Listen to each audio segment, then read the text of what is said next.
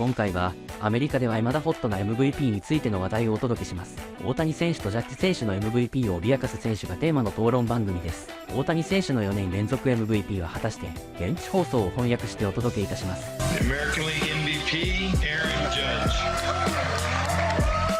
National League MVP is Shohei Ohtani. It is Judge, it's Ohtani, and we got to get used to it. And take a look, 3 or more MVPs in a 4-season span. They join Barry Bonds. Aaron Judge and Shohei Ohtani, 2 faces of the game. They're here to stay. And I guess the question now is, what would it take to dethrone Ohtani and Judge? Back in Studio 3, it's Greg with Steve Phillips. Let's start with the National League side. You have Ohtani, a full year as a pitcher, we're expecting next year, full year as a DH, and the one award he doesn't have is the Cy Young. So knowing Shohei Ohtani, he's going to want all the hardware. So what would it take? Name the player and what that player would have to do to dethrone Shohei Ohtani next year. All right, so the way I'm going to look at it is it's got to be a toolsy guy, where he can impact the game with both his power and his speed. We saw Ronald Acuna Jr. a couple years ago, 40-70 guy. Yep. I'm going to go with Ellie De La Cruz. He has light tower power, absolutely light tower power and blazing speed. He's a guy that could be a 50-50 guy. If he makes more contact, right? He takes his walks. He just has to make more contact. Understand, he's so special that if he touches the baseball, he's got a chance to hit out of the ballpark in a great hitter's ballpark. So I think Ellie De La Cruz could be a guy that could hit both the stolen base and the home run numbers to a threshold beyond where Ohtani has been. Defensive metrics that kind of hurt his WAR a little bit. Do you know whose defensive metrics helps his WAR? And I'm just thinking from the electorate, how they vote, and wins above replacement matters. If PCA, Pete Crow Armstrong, literally duplicated his first half and did not fall off as dramatically as he did and was batting 7th in the lineup for Craig Counsell, let's play pretend and say PCA has exactly the same numbers in the second half next year as he did in the first half of 2025. What would those numbers look like? 43 home runs, 121 RBIs, 46 stolen bases. Look at the F4. Are you kidding me? So, like you said, you have to do it on both sides of the ball because Ohtani's going to be a pitcher. Maybe that WAR would be high enough to get the electorate to vote for him. As for the American League side, what would it take to dethrone Aaron Judge? I'm going to take your PCA argument and apply it. If a guy had a first half like his second half was, Julio Rodriguez, he could be an MVP. I mean, we always see him turn around the second half of the season. He's got a career 900 OPS in the second half. The first half, though, he's down around 737. It takes him a while to get going. Now, we saw him perform in the postseason. This is a guy whose defensive metrics are going to be there for him, too. If WAR matters, he's going to be there. You take a look at his first half and second half here, and the numbers are clear. That second half, he is a much better player. And I think he's young enough, like PCA, that the maturity level could come into play, that now we're going to get the full 162. J-Rod is the guy that could supplant Aaron Judge. Yeah, and the only reason I said Ohtani, because of the two-way thing, you have to do it on both sides of the ball, the WAR will come into play. If you're going to try to dethrone Aaron Judge, your offensive numbers have to be staggering. I'm just looking for a pure hit tool. I think Nick Kurtz is the next great one. Good one. The great one. When he was drafted, I said this kid is Sean Casey hit for average skills with Jim Thome power. I think he proved me right. Rookie of the year in the American League. You're looking for somebody that can hit over 50 home runs, hit over 330, kind of match Aaron Judge swing for swing with less salary. I mean, look at these numbers, a 162 pace for Nick Kurtz. That could get it done. 2 left-handed hitters that slug for 600 or better, Kurtz and Ted Williams. As rookies. I mean, pretty special. Do you know what made me cry when I was doing this? He runs like Sean Casey, too, though. I didn't want to point that out. I love my guy, Sean Casey. Do you know what made me cry thinking about who could dethrone Aaron Judge? I did not mention a catcher that hit 60 home runs. Oh. Because I think the electorate spoke. And I know a lot of people did vote for Cal Raleigh. It was a very close MVP race. We got into this in our bullpen area of this building, and we were sparring back and forth. We were. And you said something earlier in this show where you said that Cody Bellinger actually gives you more value if you're the Yankees because you don't have to pay him $400 million, right? Compared to Kyle Tucker. And you use the word value. Sure. And I'm almost thinking that that word needs to be buried now because the Hank Aaron Award is for the most outstanding offensive player. if you go back almost for 10 years now, whoever wins that award is more than likely going to be the MVP. Can we just name the MVP the Hank Aaron Award? Well, I understand what you're saying, but we have had cases where guys have won the MVP.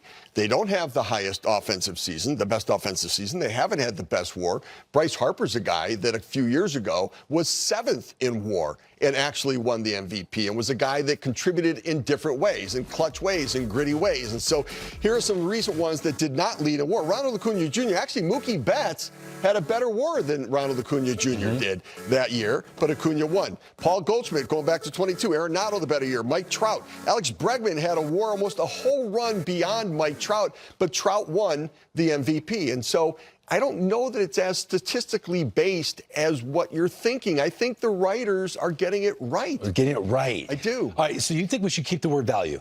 I do. I do. So can I help you define value? Absolutely. All right, so I want to start with historical value. A player brings historical value to a season. Aaron Judge knows this. He set the single-season American League home run record, and he beat out a two-way player in Shohei Ohtani. Do you remember that? I do, but he also had a better WAR. He had a better OPS. He had better offensive numbers as well. All right, so I want to talk about how Cal Raleigh had the historical season.